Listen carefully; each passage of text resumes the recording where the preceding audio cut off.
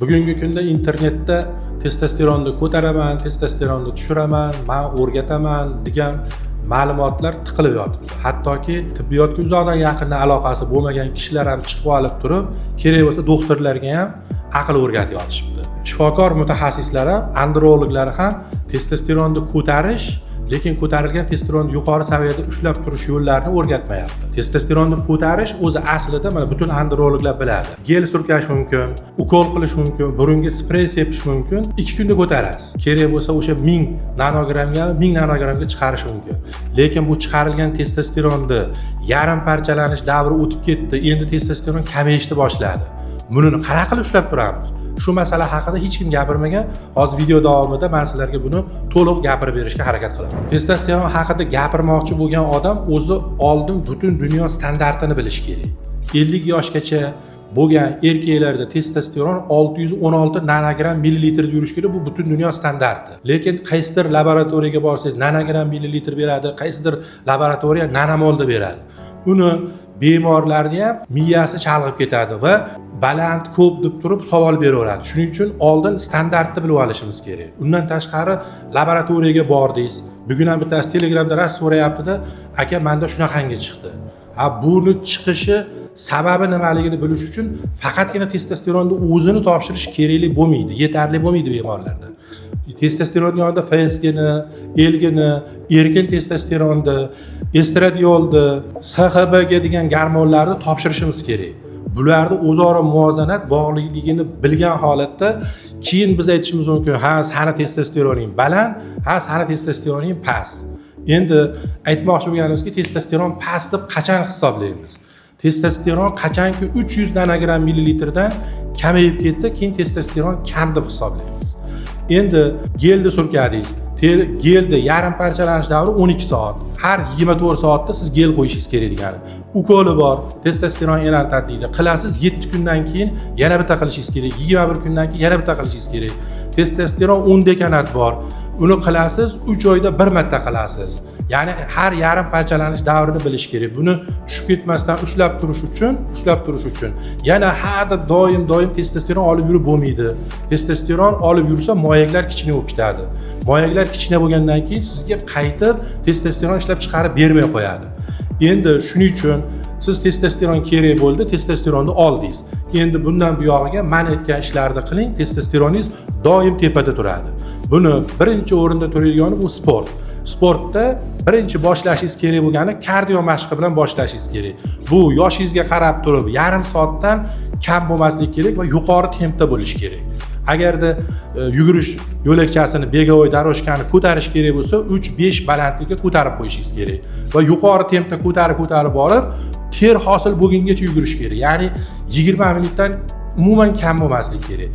Buni tugatgandan keyin sportda og'ir, toshlik ishlarni qilish kerak va og'ir muskullarni, katta kalibrli muskullarni ishlatish kerak. Bular son suyagidagi muskullar bo'ladi, 3 boshlik, 4 boshli muskullar bo'ladi. Buni yuk olgan holatda o'tirib turish mumkin, yotgan holatda oyoqni ko'tarib tushirish mumkin va buni bir necha marta hafta davomida muntazam qilish kerak, yo 2 marta yo 3 marta. Bu sport orqali tushirmasdan ushlab turish. Bu paytda moyaklarga testosteron ber degan miyadan signal ketadi.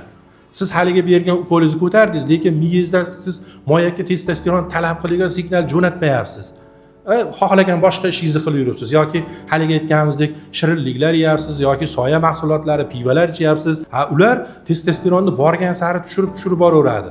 Endi birinchisi sportda aytdik. Sportda hammasi tushunarli. Endi yeydigan mahsulotlaringizda baliqqa boy mahsulotlar bo'lishi kerak, kaliyga boy bo'lishi kerak. Hattoki bu sport qilgan paytda suyakning zichligini ham inobatga olib, kalsiyga boy mahsulotlar yeyish kerak. Tvoroglar, bilasizlar, bananlar yeyish kerak, brokolilar yeyish kerak. Bu ham yeyish. Bizning o'zbek mentalitetidagi osh, qazilar testosteronni ko'tarmaydi. Testosteron adabiyotlarda O'zbekistonda yuqori chiqdi deganimiz bilan realda biz bemorlarda u narsalarni ko'rib turganimiz yo'q. Ya'ni u statistikani qaysi joydan oldi, kimning ma'lumotiga oldi, shaxsan men ko'rmadim, qo'limga ham yetib kelmadi testosteronni bizning o'zbeklarda balandligi. Lekin mayli baland bo'lgan taqdirda ham uni ishlamasligi alohida mavzu, boshqa videoda uni yana gapirib chiqaman. Endi birinchisi sport, ikkinchisi ovqatlanish, uchinchisi yoshingizga mos ravishda siz minerallar olishingiz kerak. Minerallarning ichida обязательно aniq olishingiz kerak bo'lgani bu ruh. Ruhni har kuni 25 mg, 50 mg miqdorda olishingiz shart. Chunki testosteronni ishlab chiqarilish va testosteronni ishlab chiqarishdagi talab qilinadigan kofaktor hisoblanadi. Busiz iloji yo'q. Keyin magniyni sitrat formasini olishingiz kerak. Bu ham haliga aytganimizdek ham miyaga, ham testosteron ishlab chiqarishda kerak bo'ladi. Keyin omega olishimiz kerak. Omega bu xolesterin. Moyakdagi mitoxondriyada xolesterindan hosil bo'lgan testosteron uchun kerakli narsalardan bittasi omega olishimiz shart. Undan tashqari vitamin D ni olishingiz kerak. D3. Buni har kuni 10,000 единицаdan olishingiz kerak. Buni shu sohani biladigan, andrologiyani tushunadigan mutaxassisning nazoratida. Ya'ni oldin qanaqa edi analizi? O'rtada davolanishni boshlaganimdan keyin qanaqa? Ya'ni tepaga qarab o'sish bormi, rivojlanish bormi, yo'qmi tekshirishingiz kerak va 3 oyda oxirisida qanday tekshirishimiz kerak.